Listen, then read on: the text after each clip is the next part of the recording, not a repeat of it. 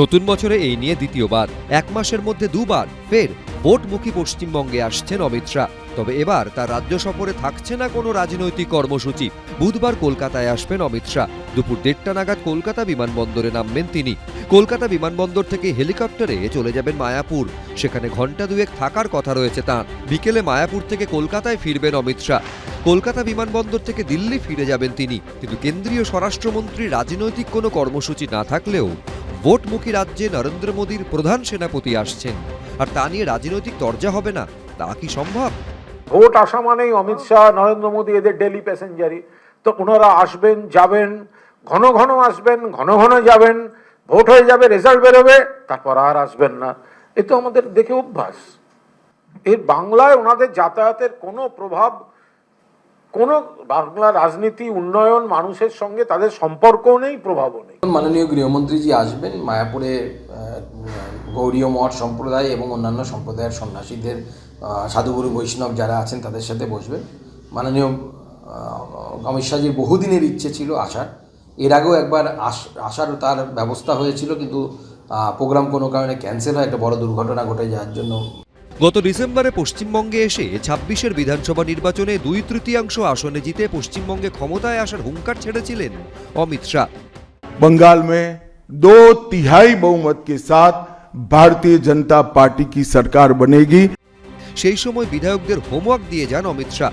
সূত্রের খবর, কলকাতা ও তার আশপাশের 28টি আসনের মধ্যে 20টি জয়ের টার্গেট বেঁধে দেন তিনি। এ ঠিক এক মাসের মাথায় 30শে জানুয়ারি দুদিনের সফরে পশ্চিমবঙ্গে আসেন কেন্দ্রীয় স্বরাষ্ট্রমন্ত্রী। উত্তর ও দক্ষিণবঙ্গে তার জোড়া কর্মসূচি করেন তিনি। ব্যারাকপুরে কর্মী সম্মেলনের পর শিলিগুড়িতে সাংগঠনিক সভা করেন অমিত শাহ। আর এবার মায়াপুর ঘুরেই দিল্লি ফিরে যাবেন অমিত শাহ। দীপক ঘোষ, আশাবুল হোসেন, এবিপি আনন্দ। কুকুর বা বিড়াল কামড়ে দিলে এবং কামড়ানোর জায়গায় গভীর ক্ষত হয়ে রক্তপাত হতে থাকলে তখন অ্যান্টি র্যাবিস টিকা নিতেই হয়। সেই ভ্যাকসিনের জন্যই বেলেঘাটা আইটি হাসপাতালে হুড়োহুড়ি পড়ে গেছে। প্রতিদিন 200 থেকে 250 রোগী অ্যান্টি র্যাবিস নিতে ছুটে আসছেন বেলেঘাটা আইটিতে। পরিস্থিতি সামাল দিতে কার্যত হিমশিম খেতে হচ্ছে কর্তৃপক্ষকে। জলাতঙ্ক প্রতিরোধের টিকা অ্যান্টি র্যাবিস ভ্যাকসিনের যোগান যথেষ্ট নয়, আর তাই জেলার বিভিন্ন হাসপাতাল থেকে, জেলার বিভিন্ন প্রান্ত থেকে ভিড় বাড়ছে বেলেঘাটা আইডি হাসপাতালে। দক্ষিণ 24 পরগনা, উত্তর 24 পরগনার বিভিন্ন হাসপাতাল থেকে আসা মানুষজনের ভিড় তো রয়েছে। হাওড়ার দিক থেকেও বিভিন্ন অঞ্চলের মানুষজনকে পাঠিয়ে দেওয়া হচ্ছে বেলেঘাটা আইডি হাসপাতালে। কিন্তু এমন পরিস্থিতি তৈরি হলো কেন? স্থানীয় সমস্ত সরকারি হাসপাতালেই তো জলাতঙ্কের প্রতিষেধক মেলার কথা, কিন্তু রোগীদের দাবি কলকাতা লাগোয়া বহু জেলাতেই স্থানীয় সরকারি হাসপাতালে পাওয়া যাচ্ছে না জলাতঙ্কের প্রতিষেধক। হসপিটালে গিয়েছিলেন? সুভাষগ্রাম হসপিটালে গেছিলাম। সুভাষগ্রাম হসপিটাল থেকে সিস্টাররা বললেন যে আপনি ওখানে সোজা চলে যান, তাহলে পেয়ে যাবেন, তাহলে আপনার সময়টা নষ্ট হবে না। তাই কি ভ্যাকসিন নেবেন? বিড়ালে কামড়ে দিয়েছে।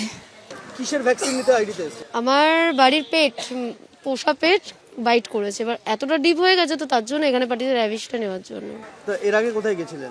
এর আগে আমি চৌরাস্তাতেই দেখিয়েছি।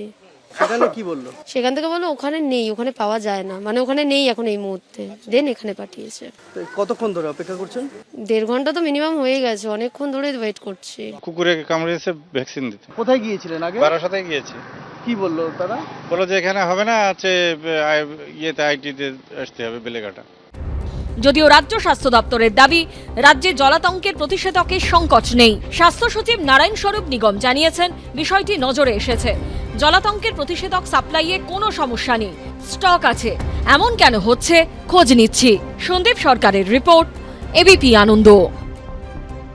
এবিপি আনন্দ, এগিয়ে থাকে, এগিয়ে রাখে।